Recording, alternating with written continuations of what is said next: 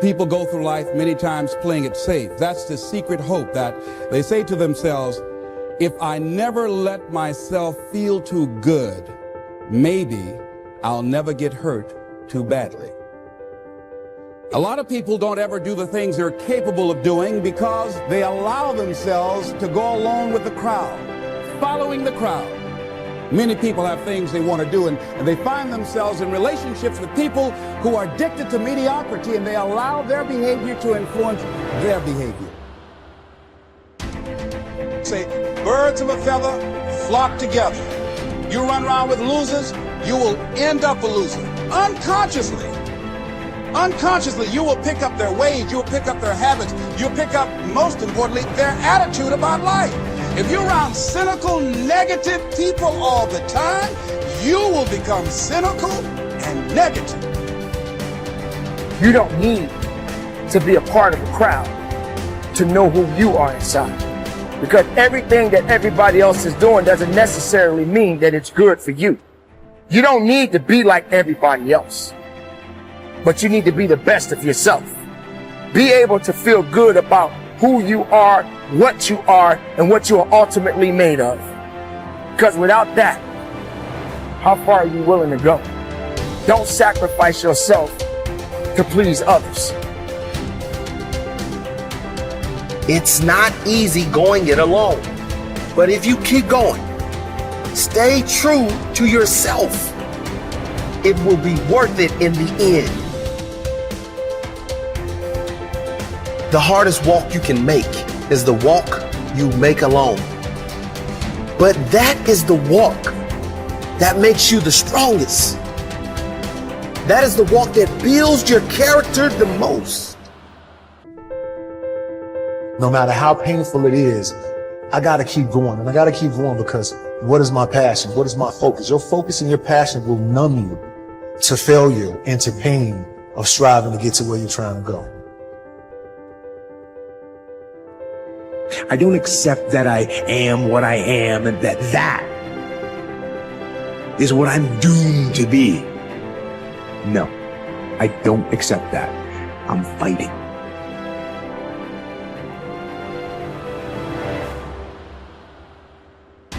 As you begin to look toward the future and take inventory of yourself, what is it about you right now that you've got to leave this behind? Because this no longer fits. Looking at where you want to go and the kind of person that you must become, the kind of standards that you have for you. What is it that you must do differently if you want to keep on getting what you're getting? Keep on doing what you're doing. If you don't keep gathering information, your confidence will start to wane. You'll start to lose it. You've got to keep gathering information. You want your confidence to get stronger and stronger and stronger. And if you don't keep studying, your confidence will start to slip. Like with the knowledge I've got, I could coast to the end of my life, earning all kinds of money, having a pretty good time. But I know I won't go beyond where I'm at, and I'll start slipping back. Got to keep studying.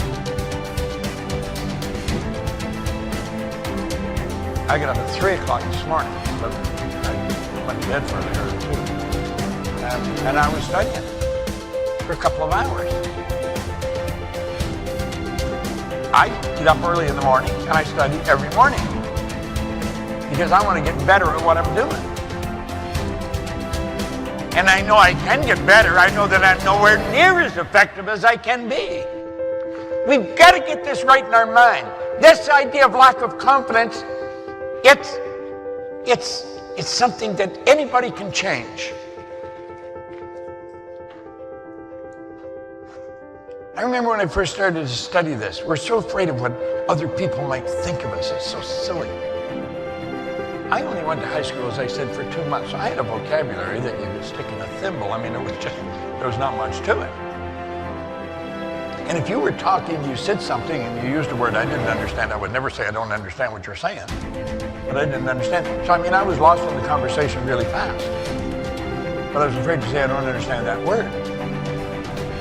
And I started to study Earl's material, and Earl talked about how important vocabulary is. In fact, he made a recording on it.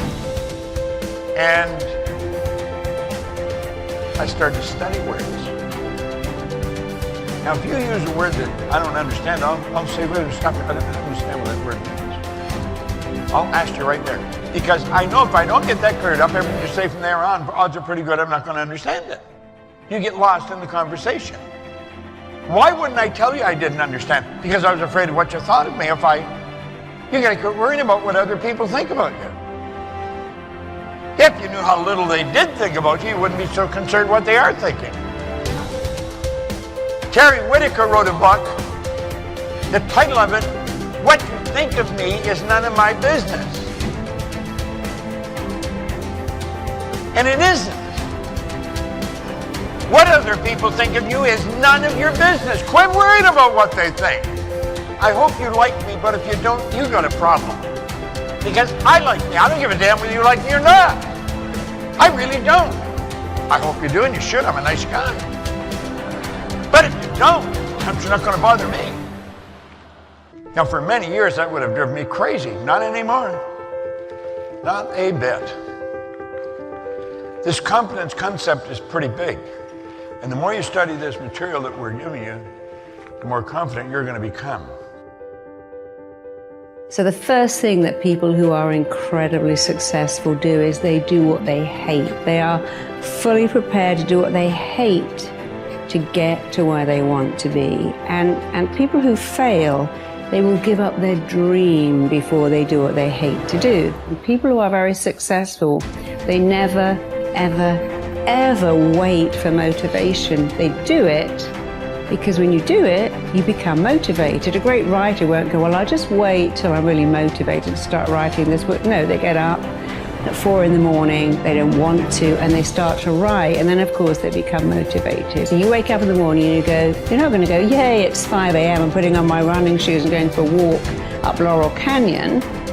Of course you're not going to do that. You're going to wake up and go, God, I really hate working out. But Marisa said, successful people do what they hate to get to where they want to be. Because of course, the wonderful thing is that when you do what you hate first enough times, it starts to become natural. Like, I've got to do my taxes, I'll do that first thing. I've got to confront someone, I'll do it first. And so I still, to this day, wake up and think, oh, I don't really want to do that, so I'm going to do it first, because what I do want is to belong to that group of very successful people. So I know what the membership is. And every time I don't want to do something, I think, I don't want to do it, but what I do want is to belong to that group, so I'm doing it first. And it's a great way of thinking, because it starts to move you around wanting to do it for all the right reasons. Many years ago, I met someone who wanted to be a rock star. That was his ambition. He actually particularly wanted to be a drummer. And he was a very young married man with 2 children to support. And he was going for a lot of auditions. And of course, all the auditions take place during the day. And every time he had a job, they wouldn't let him take time off. So he decided he would have to work nights in order to audition during the day. And the only job he could get was a job he hated. He was a taxi driver and he hated it, but he did it.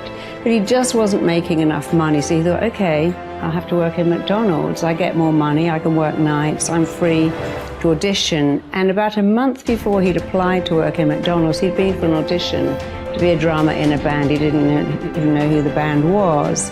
And the day he was due to start working in McDonald's, which he absolutely hated even the thought of, he got a call to go, you know, that band you auditioned for is actually Simple Minds, and now you're the drummer in Simple Minds. So he never worked in McDonald's or drove a cab again for the rest of his life. But when he told people that story, they'd all go, oh, I would never work in McDonald's. Oh my God, I'd never degrade myself by driving a cab around London. And I'm like, don't you think you're missing the point?